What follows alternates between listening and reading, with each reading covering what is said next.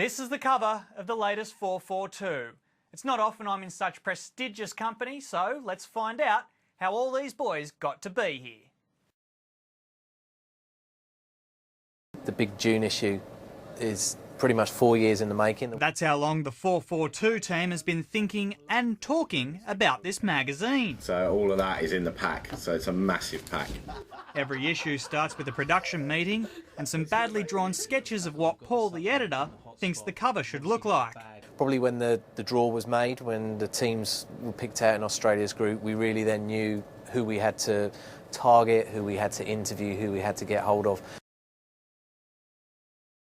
Always wanted to be a writer, you know, ever since I can remember. I can't remember ever wanting to do another job, and can't remember ever wanting to do anything other than be a football writer. Trevor is Paul's right-hand man and, as deputy, does most of the writing. But there's a changing of the guard at 442. After the World Cup, Trev takes over as editor-in-chief. I never anticipated, at this stage of my life, editing the magazine in Sydney, so I'm as surprised as anyone else.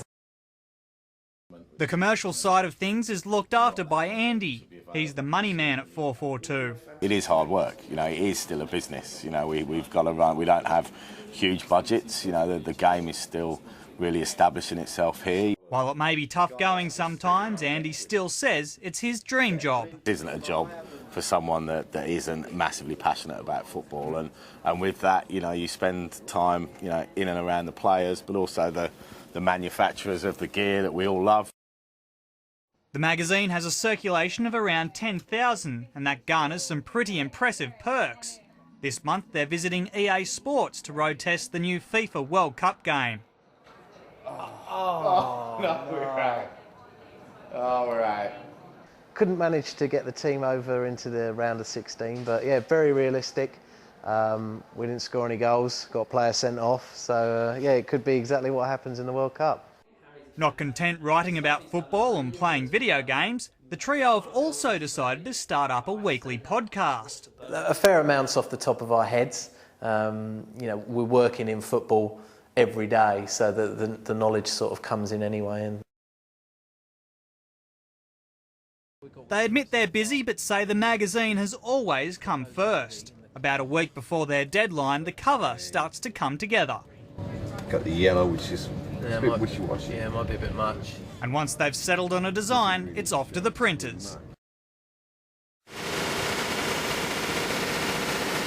One of the team checks over the pages and covers to make sure it all looks as it should. And we're really happy with how the final thing comes out. Obviously, it's quite a busy cover in terms of the amount of players and managers and the main image that's on it, so it's important that we get that colour balance right, and I think we have.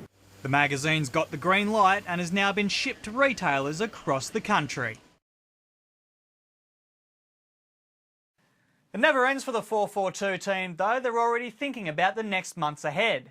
As for this issue, well, it was a tough slog, but the magazine hit the stands last Wednesday, without me, of course. I'm Patrick Dybell for World Football News.